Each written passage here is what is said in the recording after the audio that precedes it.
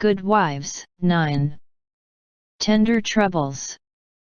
Joe, I'm anxious about Beth.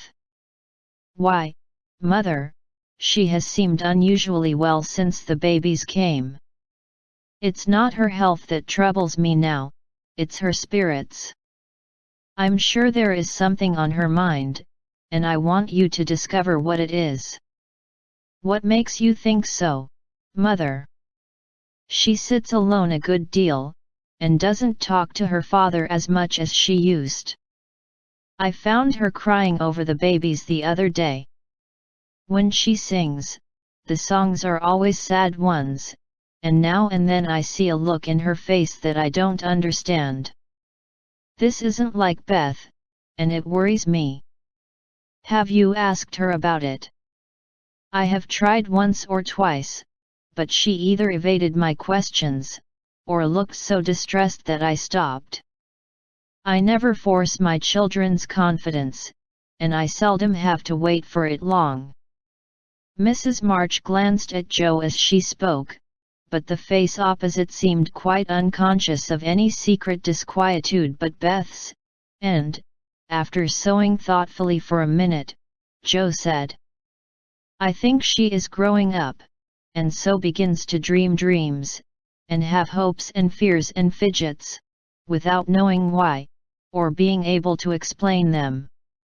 Why, Mother, Beth's 18, but we don't realize it, and treat her like a child, forgetting she's a woman. So she is. Dear heart, how fast you do grow up, returned her mother, with a sigh and a smile. Can't be helped, Marmee, so you must resign yourself to all sorts of worries, and let your birds hop out of the nest, one by one. I promise never to hop very far, if that is any comfort to you. It is a great comfort, Joe. I always feel strong when you are at home. Now Meg is gone. Beth is too feeble and Amy too young to depend upon, but when the tug comes, you are always ready.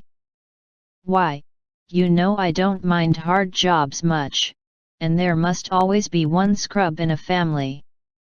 Amy is splendid in fine works, and I'm not, but I feel in my element when all the carpets are to be taken up, or half the family fall sick at once. Amy is distinguishing herself abroad, but if anything is amiss at home, I'm your man. I leave Beth to your hands, then, for she will open her tender little heart to her Joe sooner than to anyone else. Be very kind, and don't let her think anyone watches or talks about her. If she only would get quite strong and cheerful again, I shouldn't have a wish in the world. Happy woman. I've got heaps. My dear, what are they? I'll settle Bethy's troubles, and then I'll tell you mine. They are not very wearing, so they'll keep, and Joe stitched away, with a wise nod which set her mother's heart at rest about her, for the present at least. While apparently absorbed in her own affairs, Joe watched Beth, and, after many conflicting conjectures, finally settled upon one which seemed to explain the change in her. A slight incident gave Joe the clue to the mystery, she thought, and lively fancy, loving heart did the rest. She was affecting to write busily one Saturday afternoon, when she and Beth were alone together, yet as she scribbled, she kept her eye on her sister, who seemed unusually quiet. Sitting at the window, Beth's work often dropped into her lap, and she leaned her head upon her hand, in a dejected attitude, while her eyes rested on the dull, autumnal landscape. Suddenly someone passed below, whistling like an operatic blackbird, and a voice called out. She leaned her head upon her hands. All serene. Coming in tonight. Beth started, leaned forward, smiled and nodded, watched the passer-by till his quick tramp died away, then said softly, as if to herself, "How strong and well and happy that dear boy looks." Said Jo, still intent upon her sister's face, for the bright color faded as quickly as it came, the smile vanished, and presently a tear lay shining on the window ledge. Beth whisked it off, and glanced apprehensively at Jo, but she was scratching away at a tremendous rate, apparently engrossed in Olympia's oath. The instant Beth turned, Jo began her watch again, saw Beth's hand go quietly to her eyes more than once, and, in her half-averted face, read a tender sorrow that made her own eyes fill. Fearing to betray herself, she slipped away, murmuring something about needing more paper. "Mercy on me, Beth loves Laurie," she said, sitting down in her own room, pale with the shock of the discovery which she believed she had just made. "I never dreamt of such a thing. What will Mother say? I wonder if he there." Jo stopped, and turned scarlet with a sudden thought. If he shouldn't love back again, how dreadful it would be. He must, I'll make him, and she shook her head threateningly at the picture of the mischievous-looking boy laughing at her from the wall. "Oh dear, we are growing up with a vengeance. Here's Meg married and a mama, Amy flourishing away at Paris, and Beth in love. I'm the only one that has sense enough to keep out of mischief." Jo thought intently for a minute, with her eyes fixed on the picture, then she smoothed out her wrinkled forehead, and said, with a decided nod at the face opposite, "No, thank you, sir, you're very charming, but you've no more stability than a weathercock, so you needn't write touching notes, and smile in that insinuating way, for it won't do a bit of good, and I won't have it." Then she sighed, and fell into a reverie, from which she did not wake till the early twilight sent her down to take new observations, which only confirmed her suspicion. Though Laurie flirted with Amy and joked with Jo, his manner to Beth had always been peculiarly kind and gentle, but so was everybody's, therefore, no one thought of imagining that he cared more for her than for the others.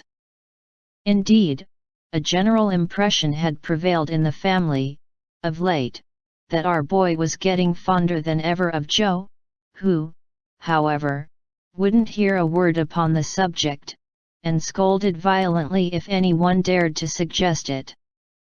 If they had known the various tender passages of the past year, or rather attempts at tender passages which had been nipped in the bud, they would have had the immense satisfaction of saying, "I told you so." But Jo hated philandering, and wouldn't allow it, always having a joke or a smile ready at the least sign of impending danger.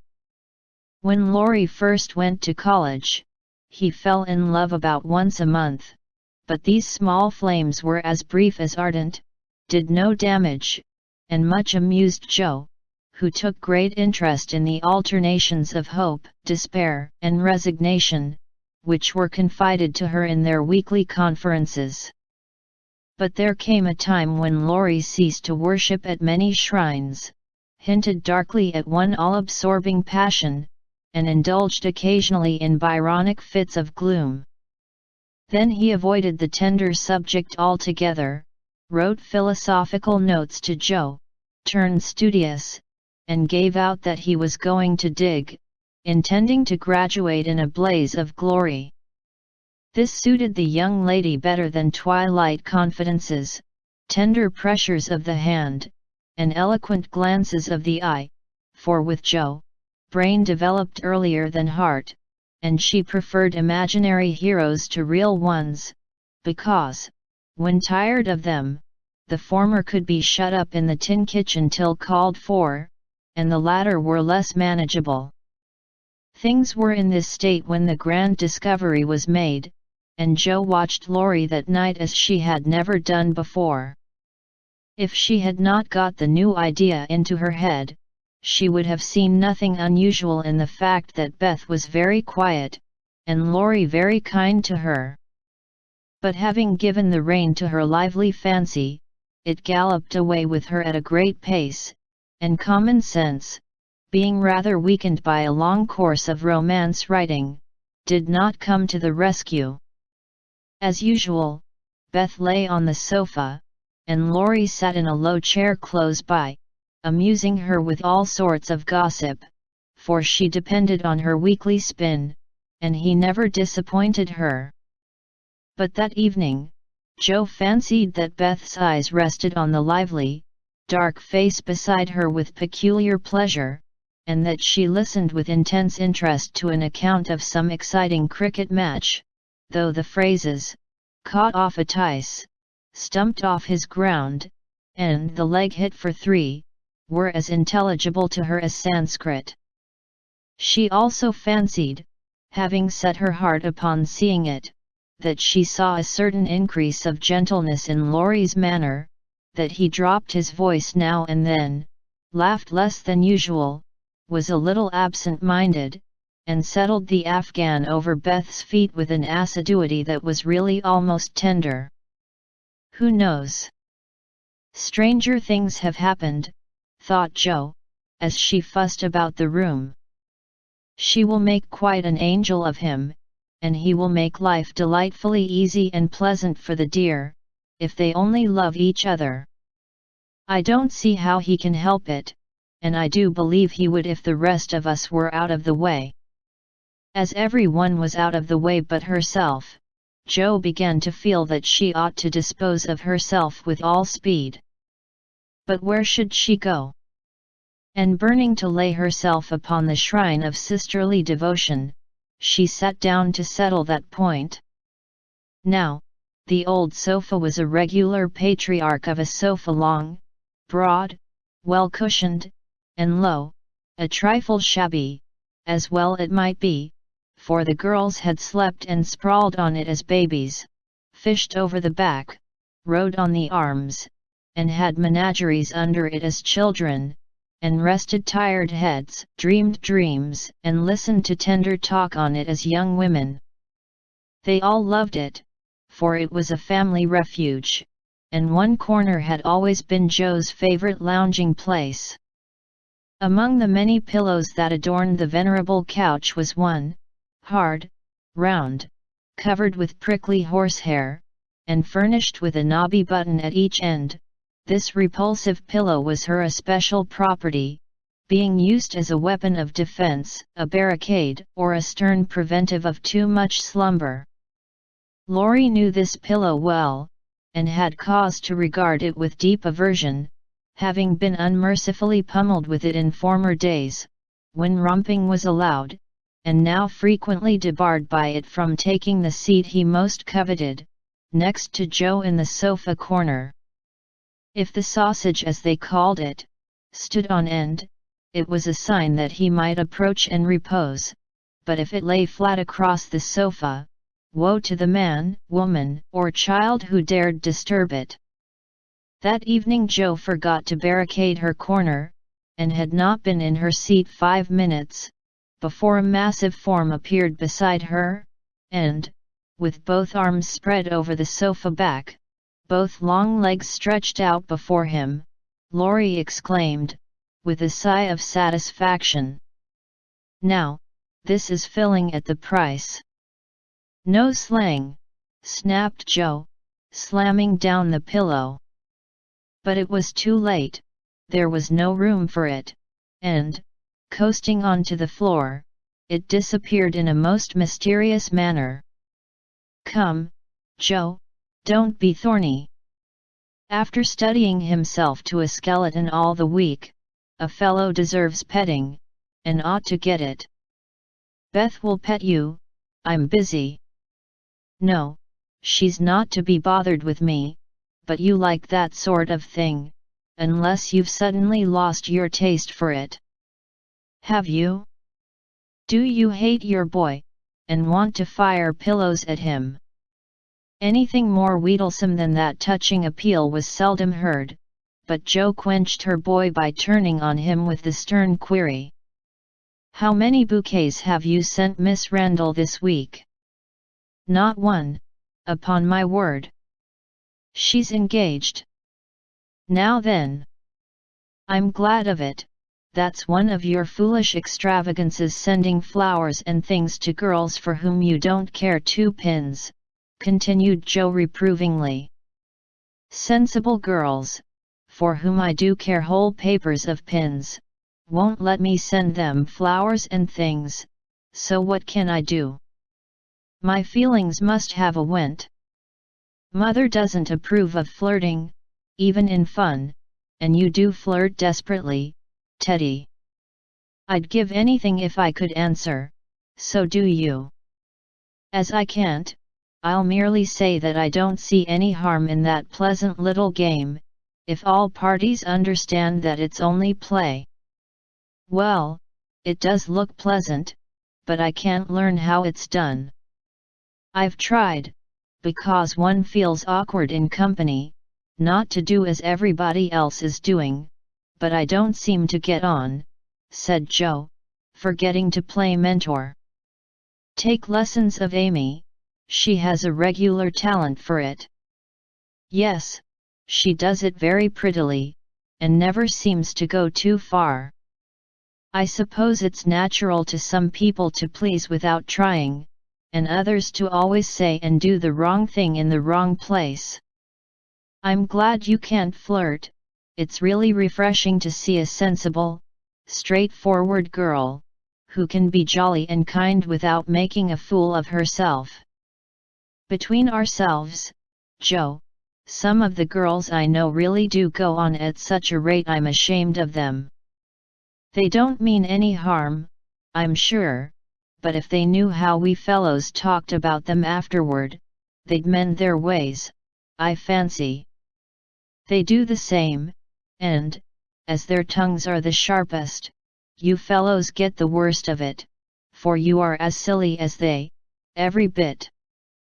If you behaved properly, they would, but, knowing you like their nonsense, they keep it up, and then you blame them." "Much you know about it, ma'am," said Laurie, in a superior tone. "We don't like romps and flirts, though we may act as if we did sometimes. The pretty, modest girls are never talked about, except respectfully, among gentlemen. Bless your innocent soul. If you could be in my place for a month you'd see things that would astonish you a trifle. Upon my word, when I see one of those harum-scarum girls, I always want to say with our friend Cock Robin, 'Out upon you, fie upon you. Bold-faced jig.'" It was impossible to help laughing at the funny conflict between Laurie's chivalrous reluctance to speak ill of womankind, and his very natural dislike of the unfeminine folly of which fashionable society showed him many samples.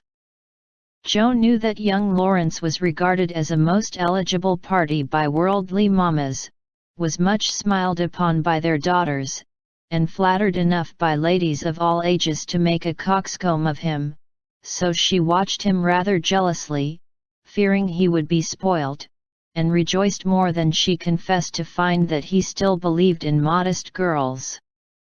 Returning suddenly to her admonitory tone, she said, dropping her voice, "If you must have a went, Teddy, go and devote yourself to one of the pretty, modest girls whom you do respect, and not waste your time with the silly ones.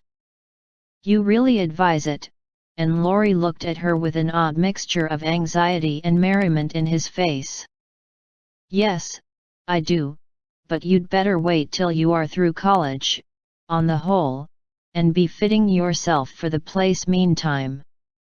You're not half good enough for, well, whoever the modest girl may be," and Joe looked a little queer likewise, for a name had almost escaped her. "That I'm not," acquiesced Laurie, with an expression of humility quite new to him, as he dropped his eyes, and absently wound Joe's apron tassel round his finger. Mercy on us, this will never do, thought Joe, adding aloud, go and sing to me. I'm dying for some music, and always like yours. I'd rather stay here, thank you. Well, you can't, there isn't room. Go and make yourself useful, since you are too big to be ornamental. I thought you hated to be tied to a woman's apron string, retorted Joe, quoting certain rebellious words of his own. Ah, that depends on who wears the apron, and Laurie gave an audacious tweak at the tassel. Are you going? Demanded Joe, diving for the pillow. He fled at once, and the minute it was well up with the bonnets of Bonnie Dundee, she slipped away, to return no more till the young gentleman had departed in high dudgeon. Joe lay long awake that night, and was just dropping off when the sound of a stifled sob made her fly to Beth's bedside, with the anxious inquiry, "What is it, dear?" "I thought you were asleep," sobbed Beth. "Is it the old pain, my precious?" "No, it's a new one, but I can bear it," and Beth tried to check her tears. "Tell me all about it, and let me cure it as I often did the other." "You can't, there is no cure." There Beth's voice gave way, and, clinging to her sister, she cried so despairingly that Joe was frightened. "Where is it? Shall I call Mother?" Beth did not answer the first question, but in the dark one hand went involuntarily to her heart, as if the pain were there. With the other she held Joe fast, whispering eagerly, "No, no, don't call her, don't tell her. I shall be better soon. Lie down here and pour my head. I'll be quiet, and go to sleep, indeed I will." Joe obeyed, but as her hand went softly to and fro across Beth's hot forehead and wet eyelids, her heart was very full, and she longed to speak. But young as she was, Joe had learned that hearts, like flowers, cannot be rudely handled, but must open naturally, so, though she believed she knew the cause of Beth's new pain, she only said, in her tenderest tone, "Does anything trouble you, dearie?" "Yes, Joe," after a long pause. "Wouldn't it comfort you to tell me what it is?" "Not now, not yet." "Then I won't ask, but remember, Bethy, that Mother and Joe are always glad to hear and help you, if they can." "I know it. I'll tell you by and by." "Is the pain better now?" "Oh, yes, much better, you are so comfortable, Joe. Go to sleep, dear, I'll stay with you." So cheek to cheek they fell asleep, and on the morrow Beth seemed quite herself again, for at 18, neither heads nor hearts ache long, and a loving word can medicine most ills. But Joe had made up her mind, and, after pondering over a project for some days, she confided it to her mother. "You asked me the other day what my wishes were. I'll tell you one of them, Marmee," she began, as they sat alone together. "I want to go away somewhere this winter for a change." "Why, Joe?" and her mother looked up quickly, as if the words suggested a double meaning. With her eyes on her work, Joe answered soberly, "I want something new. I feel restless, and anxious to be seeing, doing, and learning more than I am. I brood too much over my own small affairs, and need stirring up, so, as I can be spared this winter, I'd like to hop a little way, and try my wings." "Where will you hop?" "To New York. I had a bright idea yesterday, and this is it. You know Mrs. Kirk wrote to you for some respectable young person to teach her children and so. It's rather hard to find just the thing, but I think I should suit if I tried. My dear, go out to service in that great boarding house," and Mrs. March looked surprised, but not displeased. "It's not exactly going out to service, for Mrs. Kirk is your friend, the kindest soul that ever lived, and would make things pleasant for me, I know. Her family is separate from the rest, and no one knows me there. Don't care if they do, it's honest work, and I'm not ashamed of it. All the better for the change. I shall see and hear new things, get new ideas, and, even if I haven't much time there, I shall bring home quantities of material for my rubbish. I have no doubt of it, but are these your only reasons for this sudden fancy?" "No, Mother. May I know the others?" Joe looked up and Joe looked down, then said slowly, with sudden color in her cheeks, "It may be vain and wrong to say it, but I'm afraid Laurie is getting too fond of me." "Then you don't care for him in the way it is evident he begins to care for you," and Mrs. March looked anxious as she put the question. "Mercy, no. I love the dear boy, as I always have, and am immensely proud of him, but as for anything more, it's out of the question." "I'm glad of that, Joe." "Why, please?" "Because, dear, I don't think you suited to one another. As friends you are very happy, and your frequent quarrels soon blow over, but I fear you would both rebel if you were mated for life. You are too much alike and too fond of freedom, not to mention hot tempers and strong wills, to get on happily together, in a relation which needs infinite patience and forbearance, as well as love. That's just the feeling I had, though I couldn't express it. I'm glad you think he is only beginning to care for me. It would trouble me sadly to make him unhappy, for I couldn't fall in love with the dear old fellow merely out of gratitude, could I? You are sure of his feeling for you?" The color deepened in Joe's cheeks, as she answered, with the look of mingled pleasure, pride, and pain which young girls wear when speaking of first lovers. "I'm afraid it is so, Mother. He hasn't said anything, but he looks a great deal. I think I had better go away before it comes to anything." "I agree with you, and if it can be managed you shall go." Joe looked relieved, and, after a pause, said, smiling, "How Mrs. Moffat would wonder at your want of management, if she knew, and how she will rejoice that Annie still may hope." "Ah, Joe, mothers may differ in their management, but the hope is the same in all, the desire to see their children happy. Meg is so, and I am content with her success. You I leave to enjoy your liberty till you tire of it, for only then will you find that there is something sweeter. Amy is my chief care now, but her good sense will help her. For Beth, I indulge no hopes except that she may be well. By the way, she seems brighter this last day or two. Have you spoken to her?" "Yes, she owned she had a trouble, and promised to tell me by and by.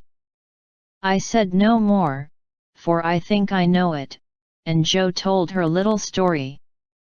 Mrs. March shook her head, and did not take so romantic a view of the case, but looked grave, and repeated her opinion that, for Laurie's sake, Joe should go away for a time. "Let us say nothing about it to him till the plan is settled, then I'll run away before he can collect his wits and be tragical. Beth must think I'm going to please myself, as I am, for I can't talk about Laurie to her, but she can pet and comfort him after I'm gone, and so cure him of this romantic notion. He's been through so many little trials of the sort, he's used to it, and will soon get over his lovelornity." Jo spoke hopefully, but could not rid herself of the foreboding fear that this little trial would be harder than the others, and that Laurie would not get over his lovelornity as easily as heretofore. The plan was talked over in a family council, and agreed upon, for Mrs. Kirk gladly accepted Jo, and promised to make a pleasant home for her. The teaching would render her independent, and such leisure as she got might be made profitable by writing, while the new scenes and society would be both useful and agreeable. Jo liked the prospect and was eager to be gone, for the home nest was growing too narrow for her restless nature and adventurous spirit. When all was settled, with fear and trembling she told Laurie, but to her surprise he took it very quietly. He had been graver than usual of late, but very pleasant, and, when jokingly accused of turning over a new leaf, he answered soberly, "So I am, and I mean this one shall stay turned." Jo was very much relieved that one of his virtuous fits should come on just then, and made her preparations with a lightened heart, for Beth seemed more cheerful and hoped she was doing the best for all. "One thing I leave to your especial care," she said, the night before she left. "You mean your papers?" asked Beth. "No, my boy. Be very good to him, won't you?" "Of course I will, but I can't fill your place, and he'll miss you sadly." "It won't hurt him, so remember, I leave him in your charge, to plague, pet, and keep in order." "I'll do my best, for your sake," promised Beth, wondering why Jo looked at her so queerly. When Laurie said goodbye, he whispered significantly, "It won't do a bit of good, Jo. My eye is on you, so mind what you do, or I'll come and bring you home."